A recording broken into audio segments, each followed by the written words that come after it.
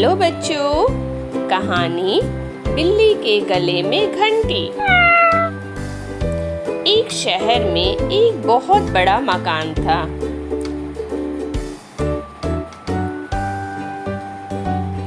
उस मकान में चूहों ने डेरा जमा रखा था।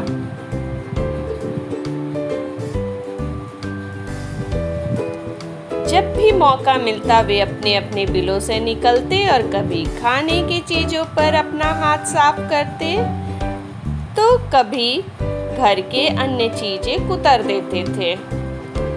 उनका जीवन बड़े मजे से बीत रहा था। इधर मकान मालिक चूहों से तंग आ चुका था, इसलिए वह एक बड़ी सी बिल्ली ले आया। अब वह बिल्ली उसी घर में रहने लगी। बिल्ली के आने से चूहों का जीना हराम हो गया। जो भी चूहा बिल से बाहर निकलता, बिल्ली उसे चट कर जाती थी।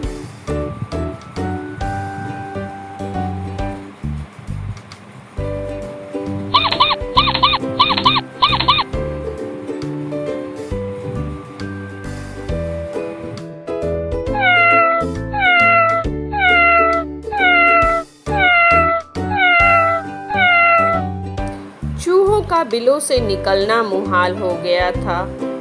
वह दहशत के माहौल में जीने लगे। बिल्ली उनके लिए एक बहुत बड़ी समस्या बन गई थी।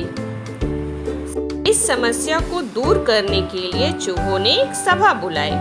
सभा की अध्यक्षता कर रहे चूहे ने सबको कहा कि साथियों, आप सब जानते हैं कि हम लोग बिल्ली रूपी बहुत बड़ी समस्या से जूझ रहे हैं। वह हर रोज हमारे किसी न किसी साथी को मारकर खा जाता है। बिलों से निकलना मुश्किल हो गया है। तो इस समस्या से बाहर आने के लिए आप एक एक करके अपना सुझाव दे सकते हैं। एक एक करके सभी चूहों ने इस समस्या पर अपनी अपनी सोच के हिसाब से सुझाव दिए, लेकिन किसी भी उपाय पर सब एकमत नहीं हुए।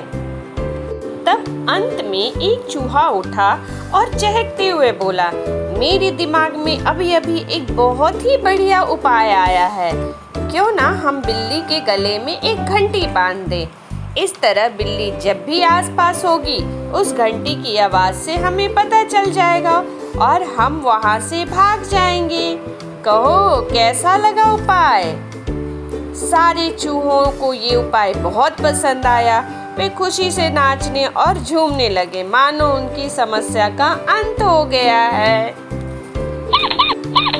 तभी एक बूढ़ा और अनुभवी चूहा खड़ा हुआ और बोला, मूर्खो, नाचना गाना बंद करो और जरा ये बताओ कि बिल्ली के गले में घंटी कौन बांधेगा?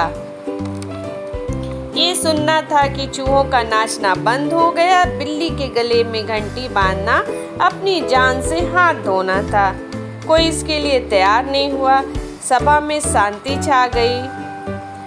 तभी इस शांति को चीरते हुए बिल्ली के कदमों की आहट सबके कानों में पड़ी और फिर क्या था, सब सिर पर पैर रखकर अपने अपने बिलों में भाग खड़े हुए। तो बच्चों, इस कहानी से हमें यह शिक्षा मिलती है कि योजना बनाने का कोई औचित्य नहीं यदि उसे लागू ना किया जा सके। Okay, thank you.